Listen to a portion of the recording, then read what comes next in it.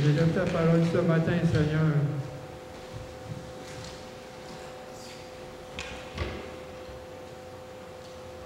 Ouvre nos oreilles et nos cœurs pour recevoir ta parole, Seigneur. Et donne l'onction à ton messager, Seigneur, ce matin. Car ta parole est au-delà de notre compréhension.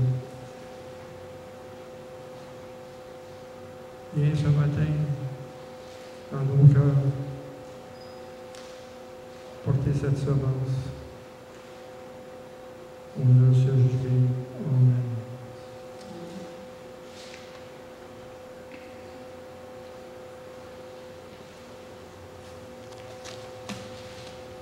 Oui, on fait face aujourd'hui.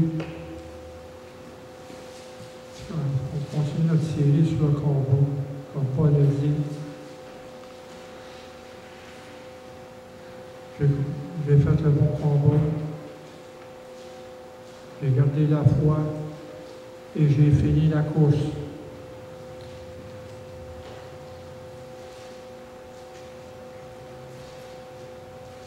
Et le combat que nous menons aujourd'hui est dans une guerre spirituelle qui est qui est réellement évident. C'est la réalité qui est invisible. Parce qu'on ne se bat pas contre la chair et le sang, mais contre les principautés, contre les princes de ce monde, contre les mauvais esprits qui sont dans ce monde. Car l'armée de Satan, c'est un tiers de tous les anges. Et ces anges-là, c'est des myriades. On ne peut pas les compter. Mais Satan, vu qu'il n'est pas omniprésent, il affecte ses principautés dans chaque partie du monde, dans chaque pays, dans chaque ville. Puis il y a ses soldats avec lui, ses démons. C'est la réalité aujourd'hui. Quand on vous dit « Malheur à la terre et à la mer, quand le diable est descendu vers vous, animé d'une grande colère, sachant qu'il a peu de temps. »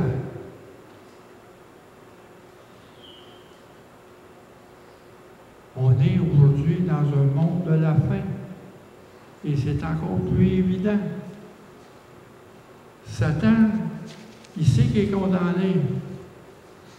Il n'y a pas grand temps à faire. Mais là, il essaie de tout ramasser, qu'est-ce qu'il peut ramasser sur son chemin, pour l'amener dans la perdition. Quand il faut organiser pour un peu de temps, c'est parce que c'est la tribulation, à cause de sa grande colère. Les saints connaîtront une grande souffrance dans les tribulations. Satan, je répète ce qu'on a dit la semaine passée. Je vais refaire un lien. Satan, c'est un menteur. C'est un manipulateur. Il ment, il impose la peur, il vous abaisse, il sème le doute, il cherche à défaire et à vous décourager. Quand il dit dans Jean 10, le voleur ne vient que pour dérober, égorger et détruire.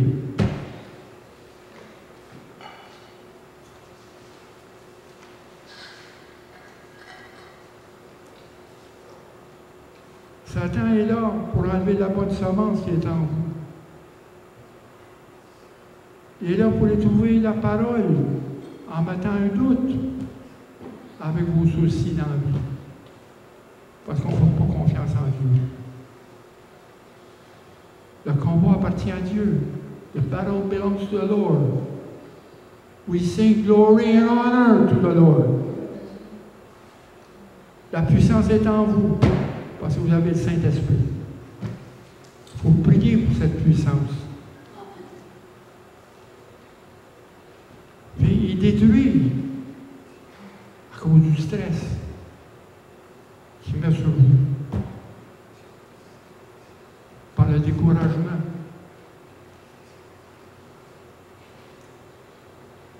Il ne faut pas ignorer. C'est pas souhaiter d'ignorer son action, de se fermer les yeux, comme ça, là. Ah, c'est pas là, là. Ben, c'est plus évident. Il faut ouvrir les yeux du cœur afin de voir plus clairement la réalité spirituelle dans les lieux célestes et sur la terre.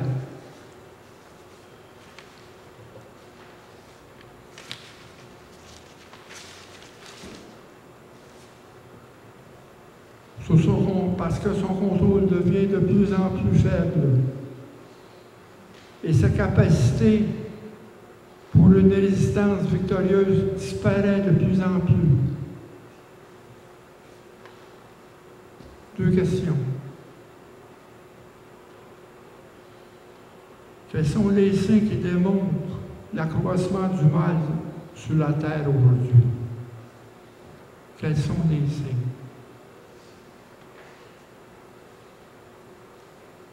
Les signes sont dans nos rues.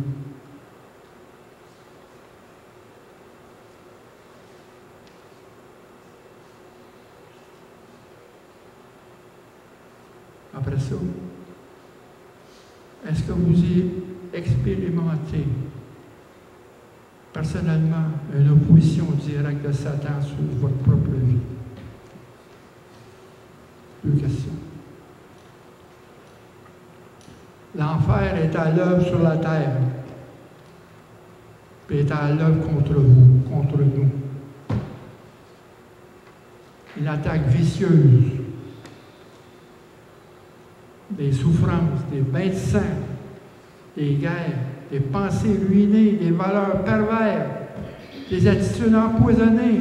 Ce sont le travail de Satan. Ce même travail est contre nous.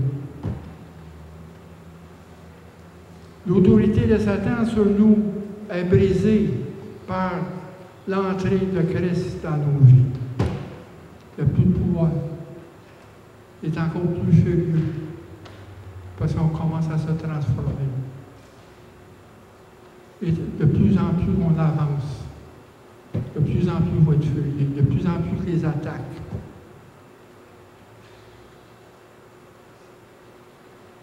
Vous allez voir tout à l'heure dans l'image exacte dans le livre de Néhémie, les principaux attaques. Il faut, c'est réel. Premièrement, il se moque de nous. Il nous abaisse. Il nous dit, qu'est-ce que vous faites? Vous dites que vous êtes chrétien, puis vous avez des traces de votre passé dans votre vie. Il veut nous abaisser. Il ne faut pas oublier qu'on est dans une transformation quand on a reçu Christ. Et cette transformation se fait jusqu'à la fin. Nous sommes en transformation pour avoir une rédemption complète et rebâtir notre personne dans la ressemblance du Fils de Dieu. Le temps de Satan est brisé dès le moment qu'on est entré avec Christ dans une nouvelle vie. C'est à ce moment-là que ça commence, le combat. Pas avant.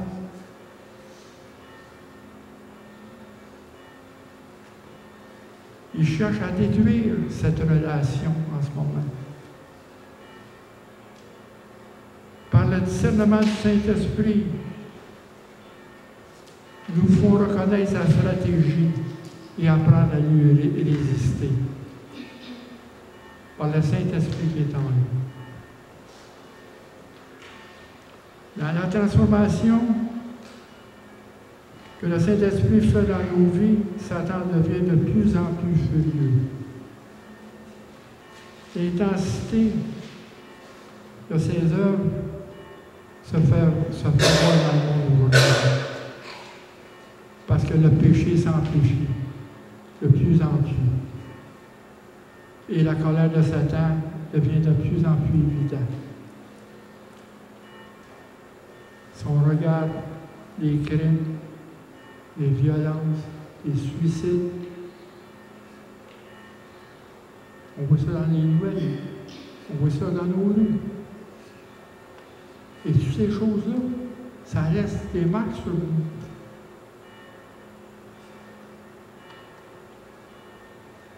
Dans ma famille, j'ai 3 cousins qui s'est suicidés dans la même famille. 3. 2 par pendaison, l'autre par un overdose. Et ça laisse des marques dans la famille, ça.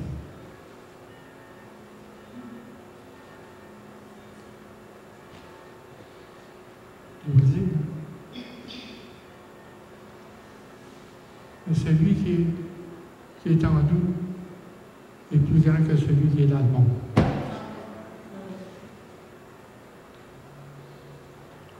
Oui, il y a des divorces, il y a des maladies. Les maladies mentales, l'alcoolisme, la drogue. Tous les dommages que cela cause dans la société et dans notre vie personnelle.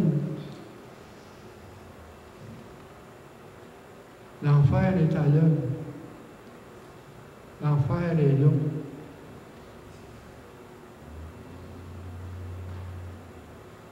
Mais nous avons notre salut en Christ.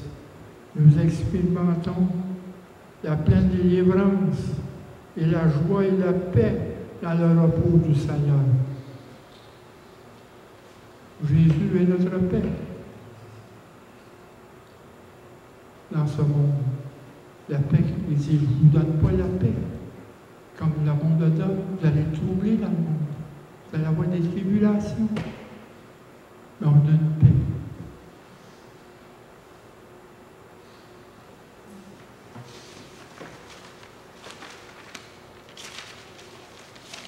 Si on tombe dans Néhémie,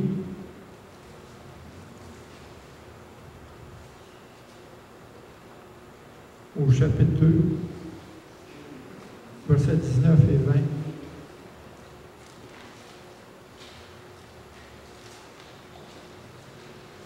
Sanballat le Horonite et Tobija le serviteur ammonite et Geshem l'arabe avaient été informés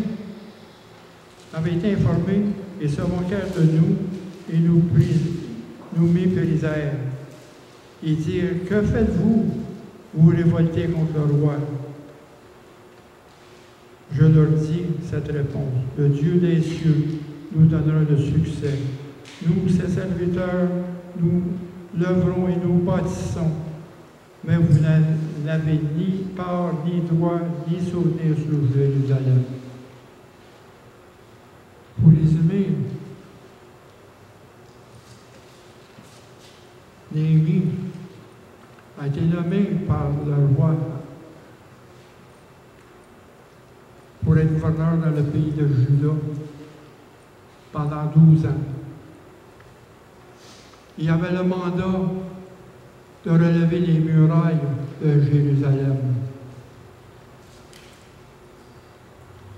et les portes de Jérusalem. Si on voit au verset 4 dans le chapitre 2, je priais et le roi me dit, que demandes-tu?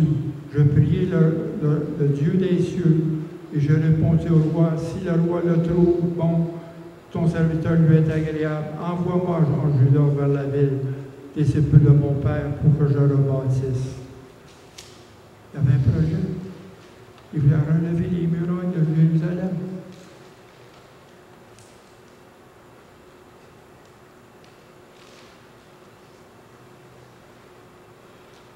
Le roi a donné des lettres.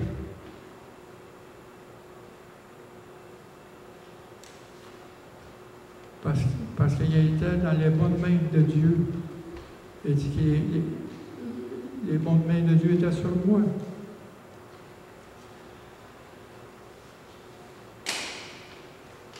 Puis Néhémie, Dieu lui a dit, Dieu m'a mis à cœur de faire Jérusalem. Et on voit Néhémie à inspecter la muraille. Il rapporte des ruines des murailles. Il s'est identifié au problème. Il est venu pour aider, pour remonter, pour rebâtir les murailles de Jérusalem. C'est comme rebâtir nos vies. C'est des projets.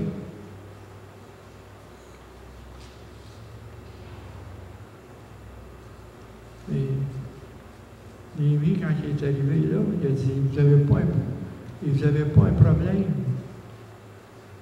Il s'est identifié au problème.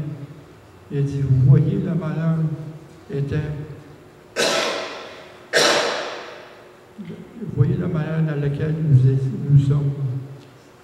La volonté de Dieu dans le projet et l'assentiment du roi, c'est ça qu'a donné à Néhémie l'envoler pour aller remonter les murailles.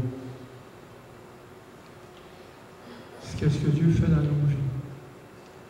Mais, là au début,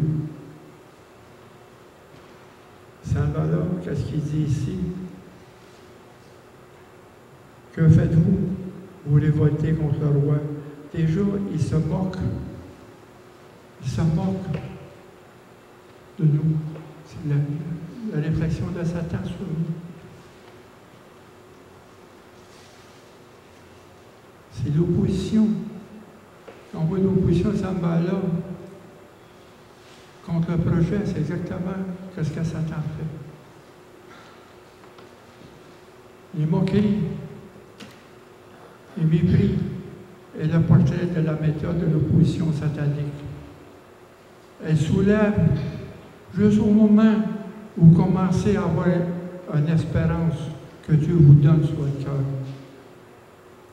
Au moment que ça se lève, c'est là que Satan attaque. Il se moque de vous. Il vous dit, vous n'êtes pas capable. Vous n'êtes pas capable. Sanballat, c'est l'accusateur. Il insinue. Parce que notre vie passée, Satan dit, votre vie passée, vous enlevez le droit de la plénitude future. Ce que Satan vous dit, votre vie passée, il vous remet tout le temps dans votre vie passée. Il ne faut pas oublier, c'est la parole nous tient dans le combat. Parce que en Christ, il n'y a aucune condamnation et aucune culpabilité. Et Dieu ne se souvient plus de nos péchés. On ne peut plus revenir dans le passé.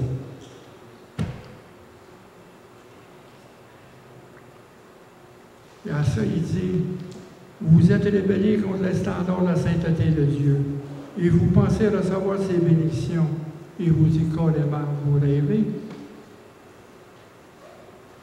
Le Saint-Esprit va tenir pour nous. Satan, il sait qu'il est perdu, qu'il a perdu son pouvoir sur lui. Il sait qu'il a perdu son pouvoir. C'est pour ça qu'il se moque de nous. Parce que lui-même a perdu le pouvoir sur nous. On a reçu le Saint-Esprit. On a reçu la puissance du Saint-Esprit. L'effusion du Saint-Esprit. On a cette puissance-là qui est en nous. Satan, il sait.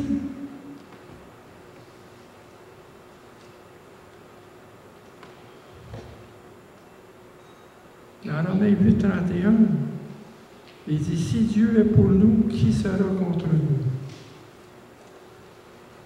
Qui accusera les élus de Dieu? C'est Dieu qui justifie. Qui les condamnera? C'est Christ est mort.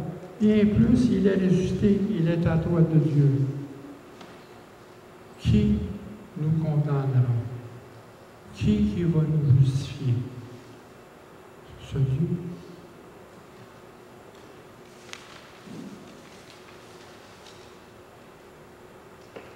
Attendez dans Néhémie au verset 4, au chapitre 4.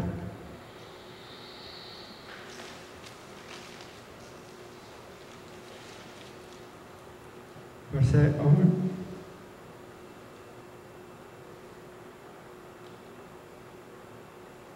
Versets 1 et 2. Lorsque Sanballat apprit que nous rebâtissions la muraille, il fut en colère et très irrité. Il se moqua des Juifs. Il dit à ses frères et devant les soldats de Samarie, à quoi travaillent ces Juifs impuissants? Les laisseront faire? Sacrifieront-ils? Vont-ils achever?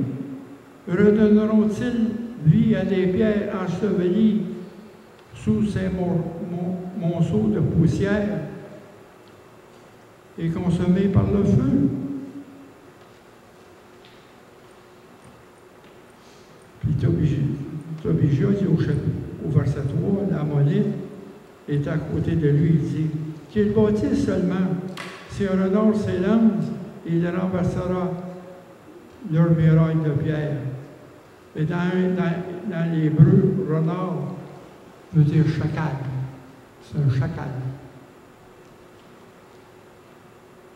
Et là, ce qu'on dit ici, lorsqu'il se moqua des Juifs, et ici, il fut irrité. Et on le voit ici, au verset 7.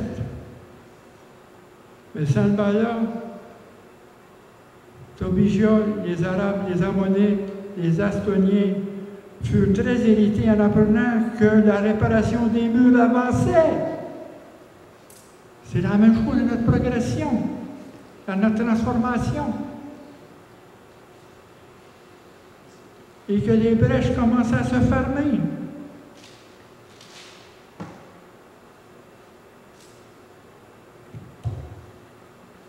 Vous voyez ici, dans le chapitre 4, il y a 4 choses. À quoi travaillent-ils ces Juifs impuissants? Sacrifieront-ils? Deuxième des choses. Les laisseront faire? Vont-elles achever? Redonnent-ils vie à des pierres ensevelies sur des morceaux de poussière et consumés par le feu? Vous avez 5 points ici. Premièrement, quand il dit, il se moque des Juifs, il dit, à quoi travaillent-ils ces Juifs impuissants? C'est une moquerie, c'est une colère, c'est une indignation. Satan nous abaisse. Puis quand il s'adresse, quand ici Sanballat s'adresse à l'armée de Samarie, c'est Satan qui s'adresse à ses armées, à ses démons.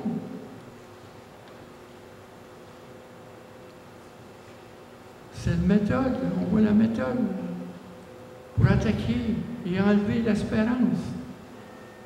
Parce que qu'est-ce qu'il fait, Satan? Il observe nos faiblesses. Il va exploiter nos faiblesses. Parce que nous avons des faiblesses. Mais il ne faut pas laisser le diable nous rappeler que nous avons des faiblesses en réalité. Il ne faut pas laisser le diable nous rappeler que nous avons des faiblesses.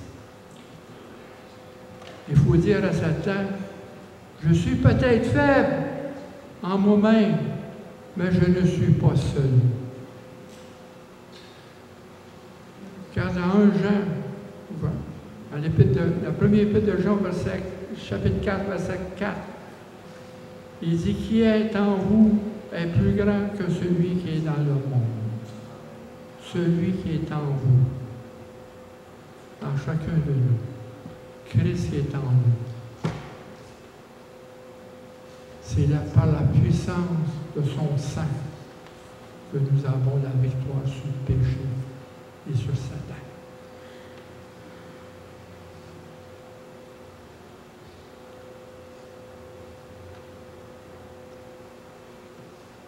Et Paul il dit, quand je suis faible, je suis fort. Et dans 2 Corinthiens au chapitre 12, verset 9, ma grâce te suffit, car ma puissance s'accomplit dans la faiblesse. Il ne faut pas oublier ça. On a une puissance qui est en nous. C'est que, je reviens encore là, quand on a reçu Jésus et on a cru en lui, et ça nous a donné le pouvoir d'être enfant de Dieu. Né de Dieu, pas du sang et de la chair, né de Dieu, non de la volonté de l'homme, mais de la volonté de Dieu. Nous sommes renés de nouveau. Nous avons reçu l'Esprit du Christ. Il nous a baptisés dans le Saint-Esprit. Et maintenant, c'est le temps de prier pour que cette puissance-là s'exerce en nous aujourd'hui, dans nos églises, dans ce monde dans lequel nous vivons, pour apporter la parole de Dieu. L'espérance dans un monde qui est brisé, que Satan contourne.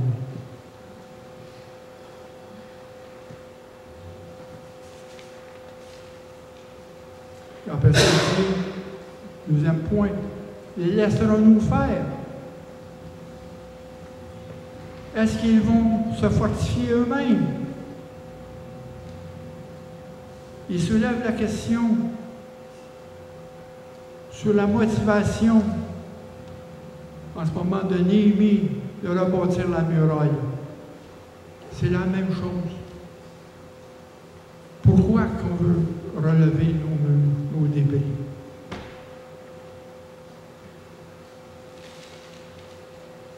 Si on voit dans Néhémie, au chapitre 6, verset 6, Sanballat a écrit une lettre, un message à Néhémie, disant: le bruit se répand parmi les nations. Et Chému affirme que toi et les Juifs, vous pensez à vous révolter et que c'est dans ce but que vous rebâtissez la muraille.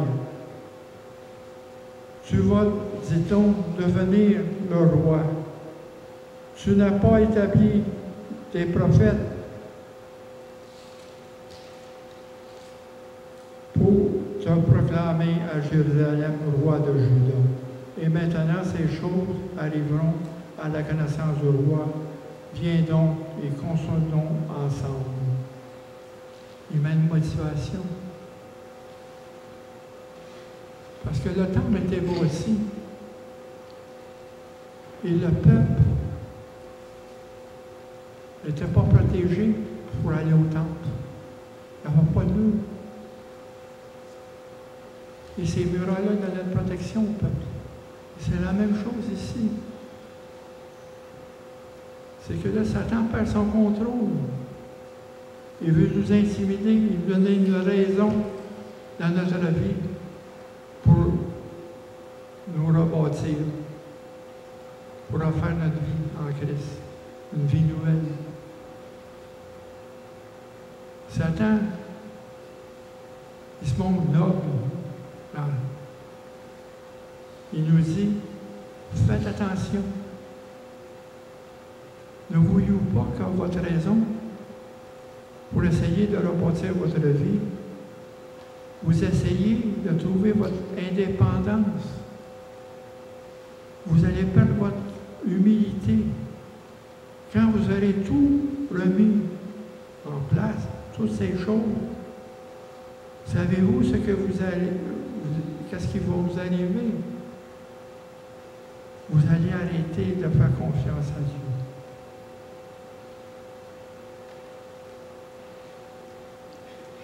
Vous serez mieux donc de rester dans vos besoins, mieux de demeurer dans les conditions faibles et de défaite. C'est ainsi que Satan met des doutes sur nous. C'est comme si Dieu veut qu'on soit malade parce qu'on pourra dépendre de lui, pour avoir confiance à lui. ou si on va faire des faillites.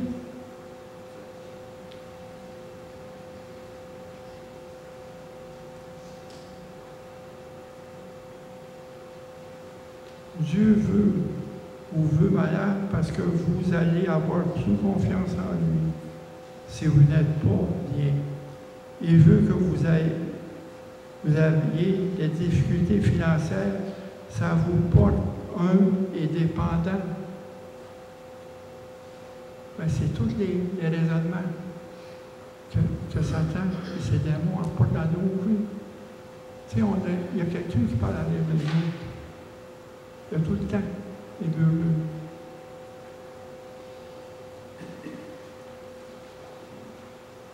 Satan veut exploiter nos faiblesses. Mais la chose, c'est que Dieu veut nous emmener à la victoire. Mais le Saint-Esprit est venu pour rebâtir en nous une nouvelle personne en Christ. Une nouvelle place, une nouvelle force.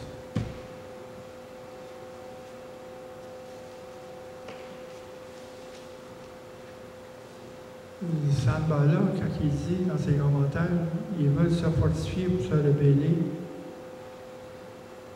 est une réflexion de Satan à propos de sa perte de contrôle. Satan veut créer un doute sur la restauration complète de Dieu en nous. On va-tu finir? On va-tu aller au bout? Oui, on a un séjour sur la terre, il y a un trajet. Le début, c'est quand on a reçu, comme je disais tout à l'heure, je maintiens ça, c'est quand on a reçu Christ. Mais c'est pas fini. Il faut se rendre au bout. Il faut finir la course, il faut garder la foi.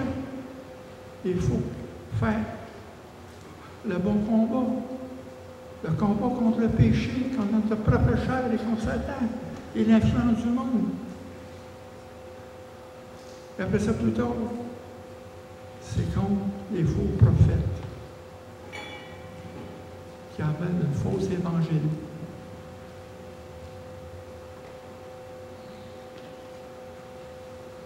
Quand il dit aussi, sacrifieront-ils? Est-ce qu'ils vont offrir des sacrifices? Sambala connaît l'histoire du peuple qui rend un culte à leur Seigneur et la puissance est régénérée. Sambala sait ça, le temple est là. Il sait que le peuple va devant Dieu et Dieu leur donne une puissance.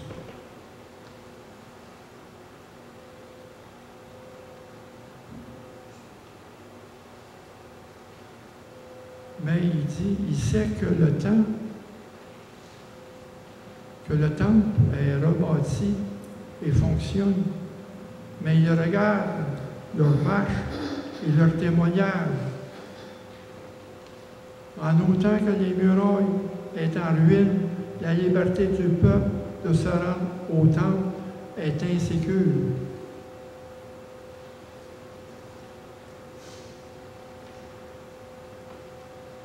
Comme Satan nous dit, vous dites que vous êtes chrétien. C'est une remarque qui nous apporte nous une défiance et loin de la perfection, qui nous emmène à nous retirer de notre engagement en Christ, de lâcher. Il dit, vous dites que vous êtes chrétien. Vous pensez d'être chrétien, vous rendez un culte public à Dieu, quand votre vie démontre encore des traces du passé. Il remet encore la culpabilité de nos péchés. Non, Dieu ne se souvient plus de nos péchés. Dieu est fidèle de nous pardonner. Il ne retient aucun de nos péchés. Nous avons un dossier blanc comme ça, devant le trône. Blanc, blanc, blanc, blanc. Nous ne sommes plus sur le trône de la loi qui condamne. Nous sommes sous la grâce. Rendez-vous compte, vous êtes blanc.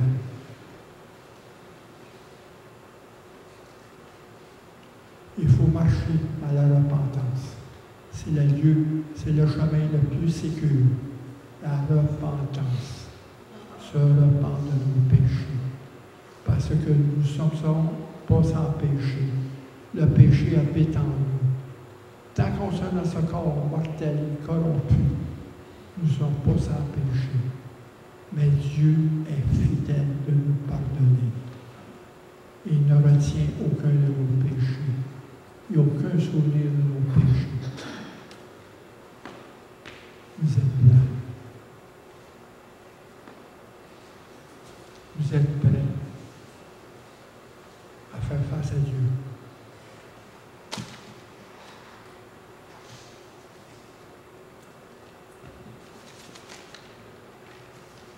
Après ça, ils disent, vont-ils achever la muraille? Sanballat et ses nus, qui ne sont pas capables de compléter les murailles. N'oubliez pas, dans le verset 20, en 2e chapitre, Néhémie a dit que leur fit cette réponse: le Dieu des cieux nous donnera le succès. Le Dieu des cieux nous donnera le succès. N'oubliez pas, Sanballat est venu parce que Dieu a mis ça sur son cœur. Il a mis un projet sur son cœur. Il a eu l'accord du roi qui a des lettres passées à travers toutes les terres. Il l'a mis comme gouverneur de Juda. Au-dessus de Sanballat, Sanballat n'avait plus rien à faire. Il n'y avait aucun pouvoir sur les Juifs. Son pouvoir était complètement détruit. Parce qu'il exploitait les Juifs.